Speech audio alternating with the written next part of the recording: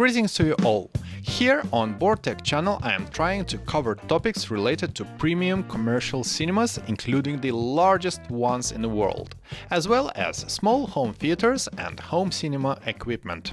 My colleague suggested I follow Audioholics about 5 years ago, and since then I've been trying not to miss any of their videos. Audioholics are indeed a unique channel, as they do not just publish subjective reviews, but using extremely precise measurement equipment, the founder of Audioholics, DellaSala, performs meticulous bench tests of amplifiers, AV processors and other gear. That's the approach that I value very much. I have recorded our conversation with Jean and I'm hoping that you will enjoy watching it. But first I'd like to encourage you to subscribe to btech channel. It is very important as your subscriptions are helping me to record interviews with interesting guests like Jean. If you would like to support btech channel financially, you can use the Super Thanks feature here on YouTube or consider becoming a patron on Patreon. You will find all the useful links in the description down below.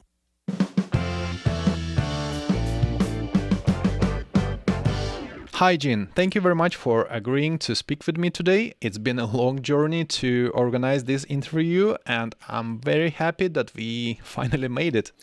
Kim, it's so nice to meet you. I absolutely love your channel and I appreciate all the kind words that you've said about me and Audioholics. I especially love how you tear down equipment. You're a very brave guy to do that. But I'm also very appreciative that you do that because you get to see the inner workings of all the audio gear that we love. So let's start with an easy one. Which configuration do you prefer for music listening, stereo or surround? That's a good question. So in my opinion, you can't have good surround if you don't have a good foundation of stereo. Everything starts with stereo. So I'm really hyper-focused on making sure I have the very best two-channel performance. As much of a two-channel person as I am, as you can see behind me, I've got a pair of very high-end active speakers just in my office. I love surround sound. I love upmixing music to surround sound. And if you do it properly, if you get a good system set up and use a Dolby surround upmixer with the center spread feature turned on so you could preserve the stereo imaging of your front speakers, you could get an incredible experience. And in some cases, it could rival Dolby Atmos over stream, because if you stream two-channel lossless music, it's higher resolution than just streaming spatial audio, unless, of course, if you have the Blu-ray disc. So to answer your question, I love two-channel, I love multi-channel, and I love upmixing two-channel, especially if it's a recording that has a lot of different decorrelated information you could extract. Like a band like Radiohead, for example, sounds absolutely phenomenal with the Dolby Surround upmixer engaged on a proper setup. So I love all music formats, starting at two-channel all the way up to the sky is the limit. Some people are strictly against adding subwoofers to stereo setups. What is your opinion on that? So I think that's very old school thinking, possibly because many people have not heard a properly integrated system with speakers and powered subwoofers. That should actually enhance your experience. If you get the proper time alignment between your speakers and your subwoofers and you get the EQ under control, you will never even know that there's subwoofers in the room. You would just feel the subwoofers, you'd feel the bass, you'd feel more tactile energy. And the best compliment I always get when I set up a system, whether it's two-channel or multi-channel, is where's the subs? So if you set the subs up properly and you get them integrated into your system, it should sound a very fluid experience, a full range experience. It should never be boomy or slow or sloppy. To me, that implies that there's bad subwoofer integration with your main speakers, or you have bad modal problems in your room that you haven't addressed either with EQ, room acoustics, or a combination of both. What would be your minimum number of channels for an entry-level surround configuration? So entry-level surround, the baseline of surround sound is 5.1.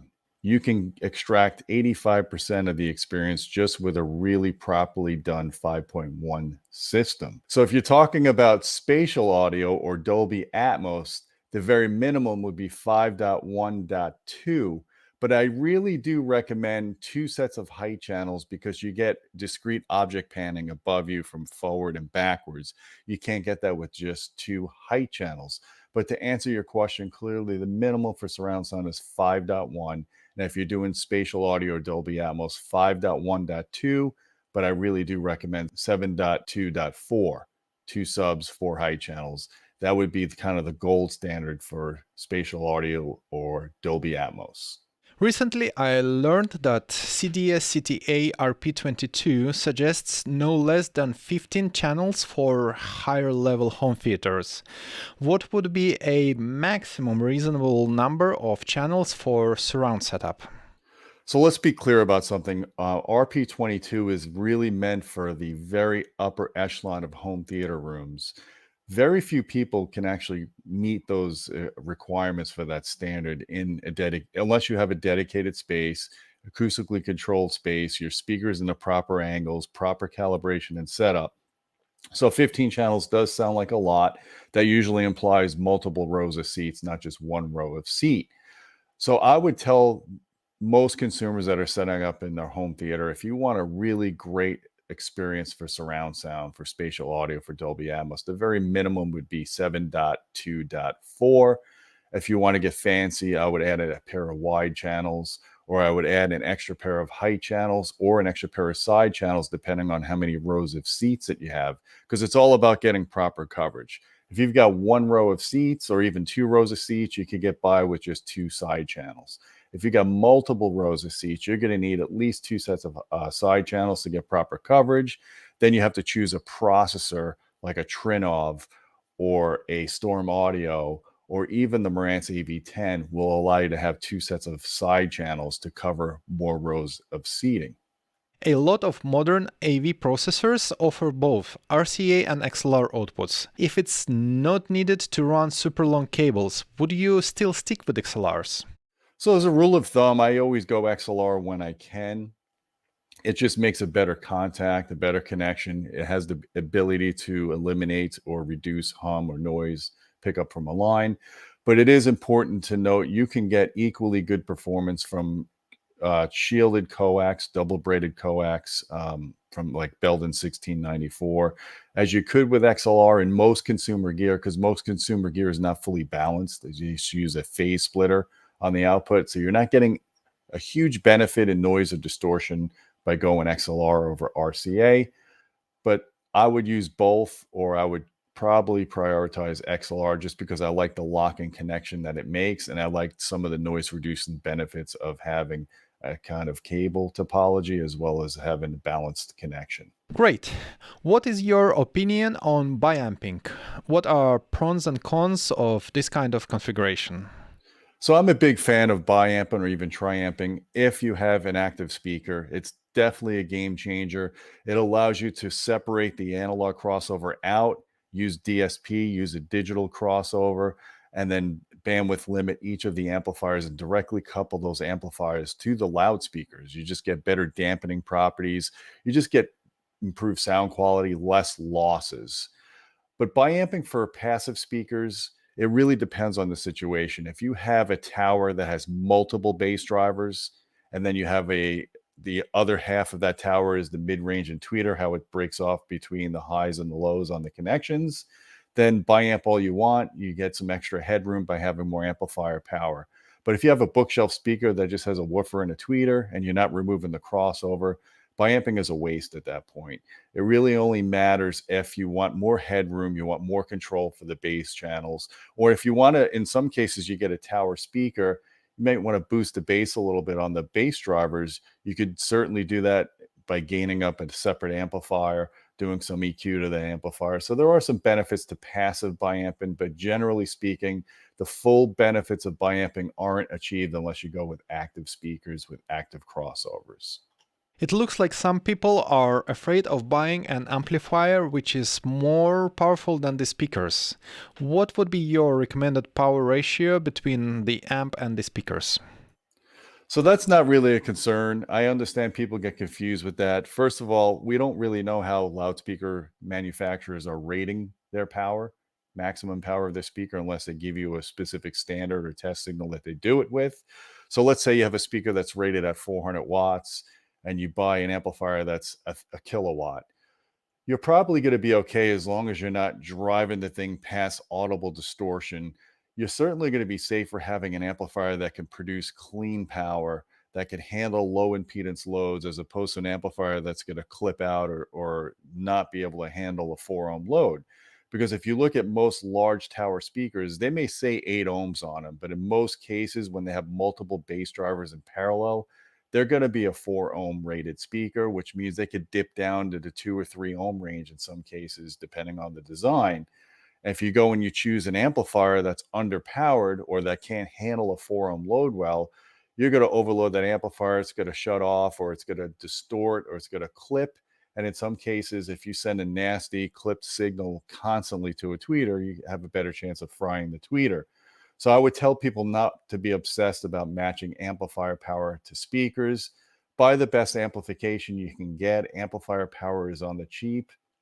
Make sure when you buy your amplifier that it can handle the impedance of the loudspeaker without it causing any problems. For my personal setup, I have bought a drum of Van Damme Pro Grade patch cable and bunch of XLR connectors and soldered interconnect cables myself. What would be your choice of interconnect cables? So when you're choosing cables, it's important to remember to try to stay away from the snake oils. If a cable manufacturer has to slap a battery on its cable, it's probably not one you'd want to hook up to your system, because you're just paying for this nonsensical marketing. And in some cases, those kind of cables do more harm, or they're not as faithful to the signal as ordinary cheap cables that you could buy that are legitimately engineered. So I really like cables from Belden.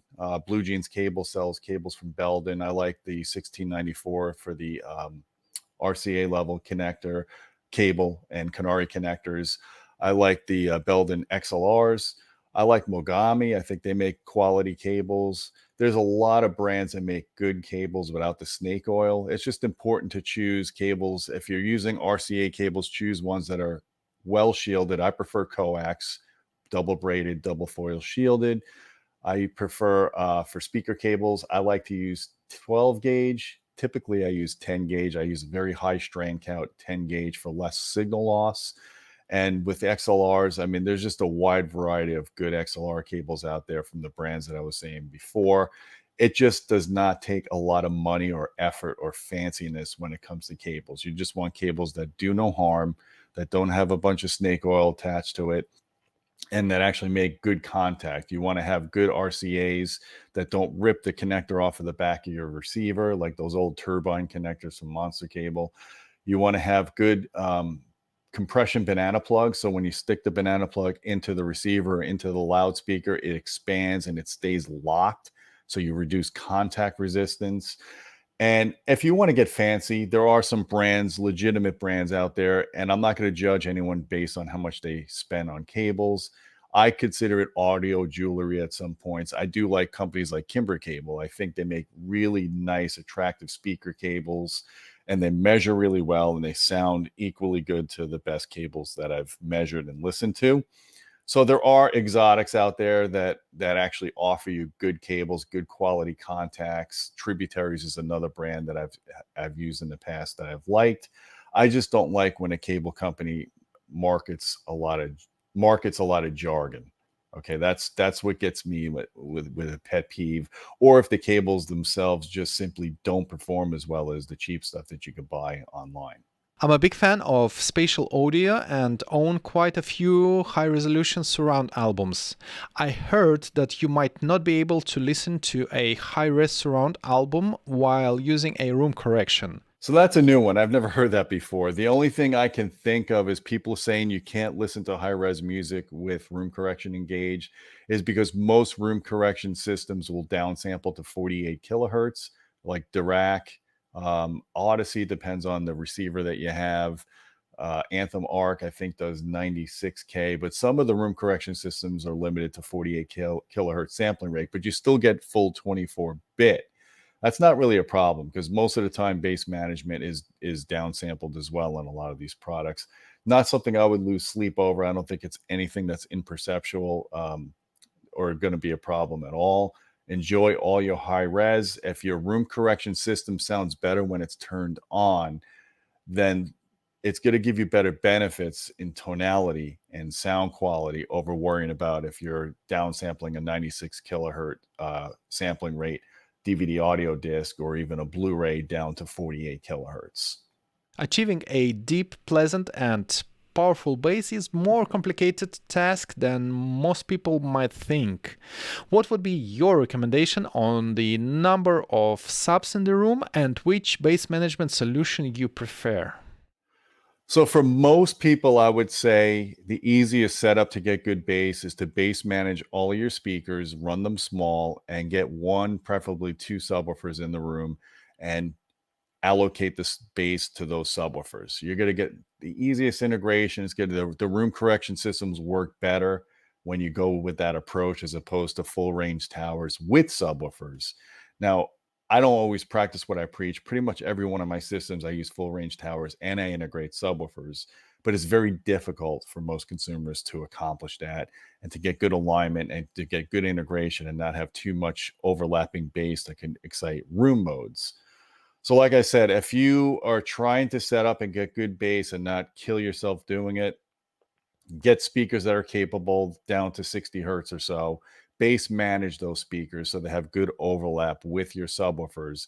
If you're setting up a system for more than one listening location, I would recommend at least two subwoofers.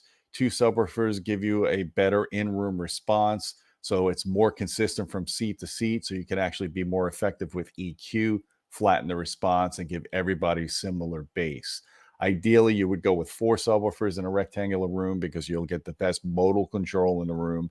You'll also get the most low frequency coupling factor, so you actually will get more dynamic headroom and more output, especially at the lower frequencies when you have multiples of the same subwoofer.